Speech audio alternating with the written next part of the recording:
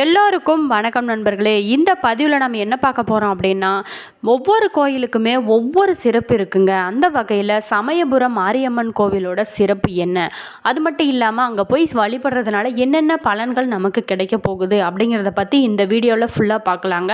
வீடியோவை ஸ்கிப் பண்ணாமல் கடைசி வரைக்கும் பாருங்கள்.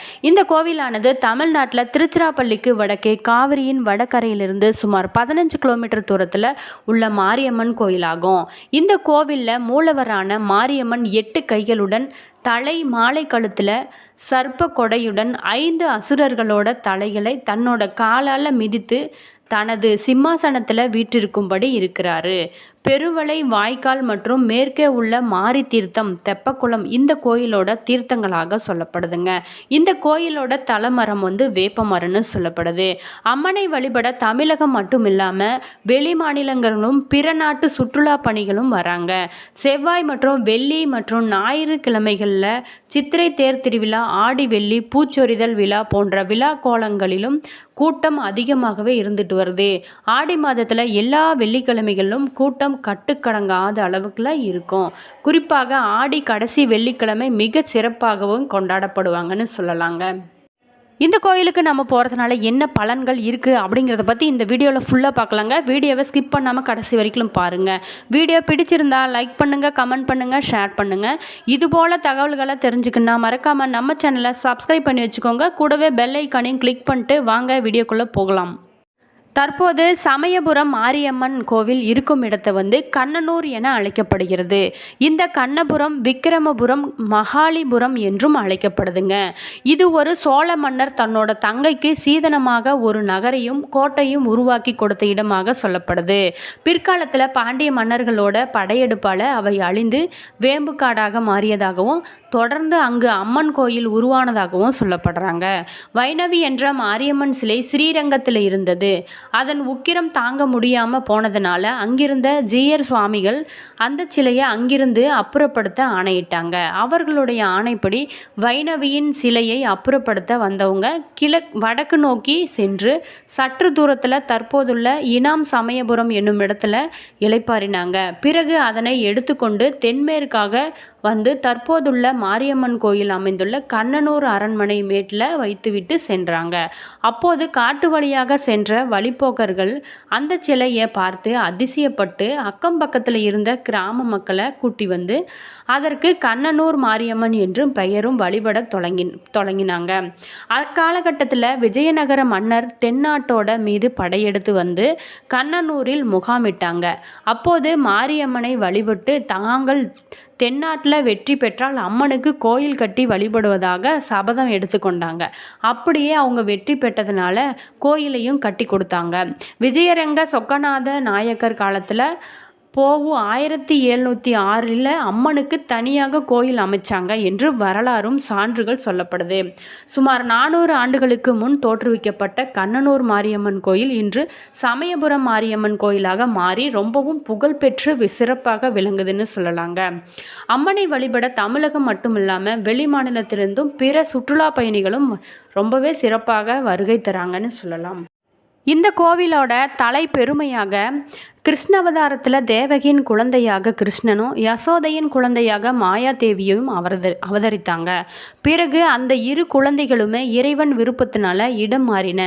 தேவகியின் பிள்ளையால் தனக்கு அழிவு உண்டாகும் என்பதை அறிந்த கம்சன் பிள்ளைகள் இடம் மாறியதை அறியாமல் சிறையில் தேவகியிடமிருந்த பெண் குழந்தையை கொல்ல மேலே தூக்கினான். அந்த குழந்தை அவன் கையிலிருந்து மேலே எழும்பி வில்லம்பு, சூலம், பாசம், சங்கு, சக்கரம், வாள் முதலிய ஆயுதங்களை தரித்து தோன்றினாள். அந்த தேவியே மகா மாரியம்மன் என்ற கண்கண்ட தெய்வமாக அழைக்கப்பட்டாள். மக்களோட தீமைகளையும் தீராத நோய்களையும் தீர்த்து வைக்கும் தெய்வமாக சமயபுரத்தில் மாரியம்மன் அருள்பாலிக்கிறாரு. மாரியம்மன் உற்சவர் மேனி ஆதியில விஜயநகர மன்னர்களால் வழிபாடு செய்யப்பெற்று வந்ததென்றும் அந்த ஆட்சி தளர்ச்சி நேர்ந்ததாக சொல்லப்படுது. அது மட்டும் இல்லாமல் இந்த சிலையை தந்த பல்லாக்கில் எடுத்து கொண்டு வரப்பட்ட போது பல்லகை தூக்கி வந்தாங்க. அம்மன் திருமேனியை சமயபுரத்தில் கீழே இறக்கி வைத்த உணவு உட்கொள்ள போயிட்டாங்க. அதுக்கப்புறம் வந்து தூக்க முயலும்போது பல்லக்கை தூக்கி இயல முடியவில்லை எனவும், பிறகு விஜயநகர சொக்கநாதர் கண்ணனூரில் தனி திருக்கோவில் அமைத்து அம்மனை இங்கு பிரதிஷ்டை செய்தார் எனவும் செவிவழி செய்தியாக சொல்லப்படுகிறது. இந்த கோவிலோட தலைவிருட்ச மரமானது வேப்ப மரம்னு சொல்லப்படுதுங்க. வேப்ப மரம் காட்டில் உருவான கோவில் அப்படிங்கிறதுனால தான் இப்போதும் சமயபுரம் மாரியம்மன் கோயிலோட தலைவிருட்சம் வேப்ப மரமாக இருக்குது அப்படிங்கிறதும் குறிப்பிடத்தக்கது. விஜயநகர மன்னர் ஒருவர் இந்த பகுதிக்கு படையெடுத்து வந்தபோது அம்மனை வழிபட்டு போருக்கு சென்றார். அந்த போரில் அவருக்கு பெரும் வெற்றி கிடைத்தது.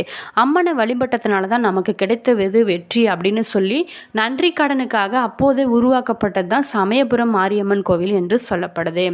அநீதிகளையும் தீமைகளையும் அழித்து தீராத நோய்களை தீர்த்து வைக்கும் பரிகார தலமாக திகழ்கிறது திருச்சி மாவட்டம் சமயபுரத்தில் உள்ள அருள்மிகு மாரியம்மன் திருக்கோயில்னு சொல்லப்படுது.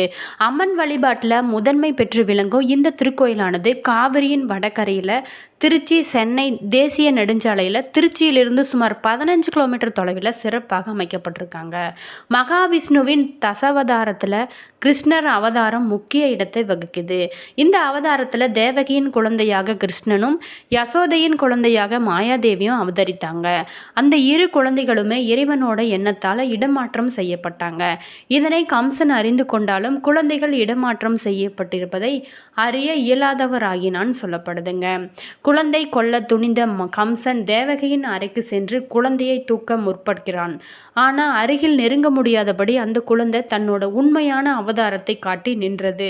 அன்னையின் அற்புத தோற்றத்தை கண்ட கம்சன் பின் சம்ஹாரம் செய்யப்பட்டான். மகா சக்தியாக தோன்றிய அம்மன் தனது 8 கரங்களிலும் எண்ணற்ற ஆயுதங்களை தாங்கி இந்த உலகத்தை காக்க அவதரித்து நின்றாள். இந்த தேவியே மகாமாரி என்றும் மாரியம்மனாக கண்கண்ட தெய்வமாக மக்களால் சமயபுரம் மாரியம்மனாக பூஜிக்கப்படுகிறாள். மேலும் ஒரு கூற்றாக ஸ்ரீரங்கம் அரங்கநாதர் சுவாமி திருக்கோயிலிருந்து அம்மனின் திருமேனி உக்கிரம் மிகுந்து இருந்ததால அங்கு அப்போது இருந்த ஜீயர் சுவாமிகள் அம்மனோட திருவுருவத்தை மற்றொரு இடத்திற்கு மாற்ற ஏற்பாடு செஞ்சாங்க. அதன்படி பணிவிடை புரிவோர் அந்த திருவுருவத்தை எடுத்துக்கொண்டு வடக்கு நோக்கி வந்து ஒரு இடத்துல இறக்கி வைத்துட்டு இளைப்பாறினாங்க. அவங்க இளைப்பாறிய அந்த இடமே இப்போது சமயபுரம் மாரியம்மனாக கோவிலாக மாறியது. இன்றுமே மாரியம்மன் கருவறையில் உள்ள அம்மனோட வலது பொற்கமல திருப்பாதம் மாயாசூரனோட தலை மீது எழுந்தருளியிருப்பதை நம்மளால் காண முடியுங்க. மேலும் இந்த திருக்கோயிலானது தீராத நோய்களை தீர்க்கும் சிறந்த பரிகார தலமாக விளங்குது.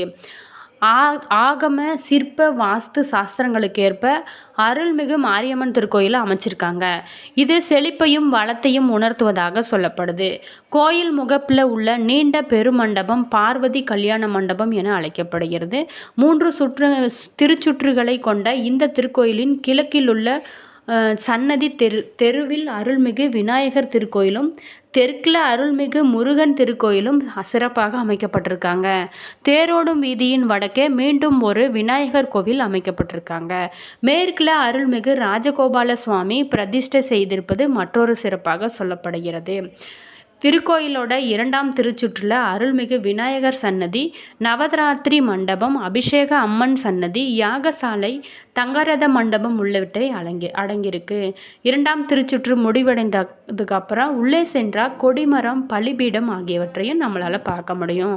அதனைத் தொடர்ந்து மாவிளக்கு மண்டபத்தையும் காணலாம். கருவறைக்கு செல்லும் வாயிலின் இருபுறமும் துவார சக்திகளோட சுதை உருவத்தை நம்மளால் காண முடியும். வலதுபுறம் அருள்மிகு கருப்பண்ண சுவாமியின் சன்னதி அமைக்கப்பட்டிருக்காங்க. கருவறைக்கும் மாவிளக்கு மண்டபத்துக்கும் இடைப்பட்ட பகுதிகள் மகா மண்டபம் மற்றும் அர்த்த மண்டபம் என்று அழைக்கப்படுறாங்க. கருவறையை சுற்றி பிரகாரம் காணப்படுகிறது. இந்த பிரகாரத்தில் விமானத்தின் அதிர்ஷ்டமான பகுதியில் தொட்டி போன்று அமைக்கப்பட்டு அதில் நீர் நிரப்பப்பட்டிருக்காங்க. அம்பாள் கருவறையில் குளிர்ச்சியாக இருப்பதற்காக இந்த உக்கிரத்தை தணிப்பதற்காக இத்தகைய முறை மேற்கொள்ளப்பட்டிருக்காங்க. கருவறையின் இடதுபுறம் உற்சவ அம்மனின் சன்னதி உள்ளது. இந்த திருமேனிக்கு நாள்தோறுமே சிறப்பாக அபிஷேகம் செய்யப்பட்டு வராங்க. சமயபுரம் அருகிலுள்ள அருள்மிகு செல்லாண்டியம்மன் திருக்கோயிலுக்குரிய திருமேனிக்கும் இங்கு நாள்தோறுமே அபிஷேகம் செய்யப்படுகிறது. உற்சவ அம்மனுக்கு தினமுமே 6 கால பூஜை மற்றும் அபிஷேகங்கள் நடைபெறுத்துறாங்க.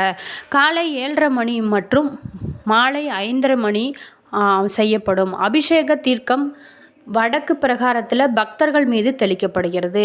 இதனால் அம்மை நோய் கண்டவர்கள், உடல் நலக்குறைவு உள்ளவர்கள் நோயின் தாக்கத்திலிருந்து விடுபட்டு விரைவில் நலம் பெறக்கூடுன்னு சொல்லப்படுது. நீங்களும் இந்த கோயிலுக்கு சென்றிருப்பீங்களா? உங்களோட கருத்துக்கள் என்ன அப்படிங்கிறத இந்த கீழே கமெண்ட் பாக்ஸில் சொல்லுங்கள். இந்த வீடியோ பிடிச்சிருந்தா லைக் பண்ணுங்கள், கமெண்ட் பண்ணுங்கள், ஷேர் பண்ணுங்கள். இதுபோல் தகவல்களை நீங்கள் தெரிஞ்சுக்கணுன்னா மறக்காமல் நம்ம சேனலை சப்ஸ்கிரைப் பண்ணி வச்சுக்கோங்க. கூடவே பெல் ஐக்கானையும் கிளிக் பண்ணிக்கோங்க. All views, thank you.